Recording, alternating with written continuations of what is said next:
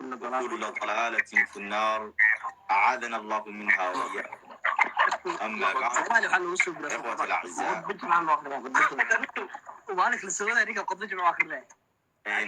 horta waxaan rabnaa in aan ismaqalno waxaa wanaagsan walaalahana daawanayo si qurux badan in noo daawadaan walaalahana daawanayo waxaa wanaagsan in wax naga faa'iidaan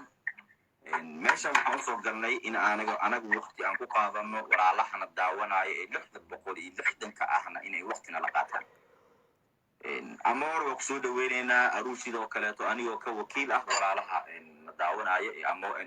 agshay soo dhawow waxaan jeclaan lahayn wax yar oo naxariista eebba ah qalbiyadeena maadaama ay dhagax yihiin oo qalbiyadeena yaadin yihiin waxaan u baahannahay sheekh aruush maadaama uu noo joogo in qalbiyadeena wax yar uu gilgilo oo naxariista eebba uu ku shubo marka falyatafadal mashkuura sheekh aruush intaana kala duugaan gelaynaa kuna soo dhawow microphone wasalaamu calaykum waraxmatullaahi wabarakaatu الحمد لله أولا إلهي سبحانه وتعالى أما هذا أحبابي بعد ذات إلهي سبحانه وتعالى وون الدورتي كان هو فرق بشيء الحمد لله الحمد لله يرحمك الله مركا هاد لنا الشفكة يحتوى أن تسيس هذا الكاميرا سوق عليه يهديك الله مركي وعد لك هلا وسخرنا يا ما بكي يلي نسوق هذا ما ورا شغال قصادي إلهي سبحانه وتعالى وون الدورتي wuxuu naga doortay among a lot of people oo naga doortay wuxuu nagu doortay inaan nahay ummadihii ummadda ugu dambeysay inaan nahay ummadihii ummadda ugu qaalisaneed inaan nahay nimcooyinka ilaahay subxaana watacaala uu nasiiyey marka laga soo tago cimriga aan hadda joogno iyo caafimaadka hadda aan haysan aan ku wada hadleyno ilaahay nimcooyinka uu nasiiyey waxaa awalan noogu ha islaamnimo muslim nima awalan nimcada noogu waa ognahay markii bulshada lala hadlaayo oo qofka bulshada inuu la hadlo uu bilaabo dadka inta badan ma jecla mana dhegeysan mana boonbooniyaan laakiin qofka markuu qofka hadlaayo ama uu qof wax ka sheegayo dadka inta badan way boonbooniyaan way dhegeystaan oo way raadiyaan ilaahay subxaanahu watacaala wuxuu leeyahay kuntum khayran ummatan ukhrijat linnaas ta'muruuna bilmacruuf wa tanhawna cani lmunkar waxaan dadka ummadaha kale kaga fadli badan nahay inaan xaqana isku sheegno xumahan aan iska reebno haddii maanta aad ka shaqayn weyso maqluuqa inaad qaaliqa ku xirto dadka inaad ilaahay subxaana watacaala ugu yeerto hadaa ka shaqayn weyso maqluuqa ayaad maqluuqa ugu yeeray say ugu yeeray haddaa maanta youtube leedahay facebook leedahay instagram leedahay meel kastoo la isticmaala aad leedahay oo aadan wax khayr ku gudbinaynin oo aadan wax khayr ka sheekeynaynin oo aadan dadka siduu ilaahay u jeclaan lahaayeen oo ilaahay iyagan u jeclaan lahaa hadaadan ka sheekeynin waxaad ka sheekeynay fanaan hebel heestiisaa soo baxday atiriisha hebelaa soo baxday qof hebelaa isku dhegay qof hebelaa saas isugu dhegay berina waxaa ku dambeene in markaaga sidii oo kale lagugu dhego in markaaga sidii oo kale lagaaga sheekeeyo in markaaga sidii oo kale lagu dulko mar allaale markaa nimcada ilaahay subxaana watacaala nasii aan ka boodno oo ka tagno ilaahayna nimcadiisa ayuu nagala tagaa naxariistuu nagala tagaa nimcada uuna siiyaa nimcooyin waxaa jiro rabbaanay ilaahay dadku u wada siiy maxaa kamid araggiyaa kamid maqalkiyaa kamid hurdada inta la seexdo qofka uu soo kacayaa kamid caafimaadkaa kamid qofka inuu wax diidi karo wax yeeli karaa kamid cimrigaa kamid waxaas waa ka siminaa muslim iyo gaal laakiin nimcadan kale ilaahay wuxuuna leeyahay وتعاونوا على البر والتقوى ولا تعاونوا على الإثم والعدوان حتى اسكو كالمست حماهن اسكا ريب ساكي dadka media ku jiro qofka ugu aqliga ugu dadnimada yar ugu diinta yar ugu micnaha aan muuqaal saas lahayn waxa waaye qofka markuu meel soo istaago uu hadlabo dadkiisa walaal isku aflaga adeeyaan xaqiiqdan ka hadlaa qofka markuu muuqaal duwaba dadkiisa dadka isku aflaga adeeyaan qofka markuu meel ka soo muuqdo walaalo waalid dartiisa la isku caayo dadkan waxa ugu fiican qofka markuu hadlo lagu daydo qofka markuu hadlo lagu daydo haddii maanta adigoo caafimaad qabo lixdaad lixaad qabo muslimnimo sheeganayo inaad salaad soo dukato sheeganayo inaad ilaahay naxariis ka rajeynayso sheeganayo markaa meel soo istaagtid ba aad dhahdid assalaamu calaykum waanii salaam seetiin taageerayaasheed axba aad dhehaysid dadka walaalahana ay adiga dartaada isku caynayaan waa qasaarta adduunyana wax kuma haysid آخر الوقت ميز معاك يعني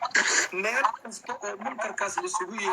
إيميل كستو لغاية qofooda isugu imaadeen wax kala gaaro adiga أحبابي لا يدنك سأقول نقولنا ضدكين عن جعلانه قبل قاون ولا شاء معناها ساكي إسبيس حوجا وكرون تاي حنيعنا وح وشاق وكرسي ويلك ولا كأمات إيش وح وشاق وكرون تاي إسبيس حنيعنا وح وشاق وكرسي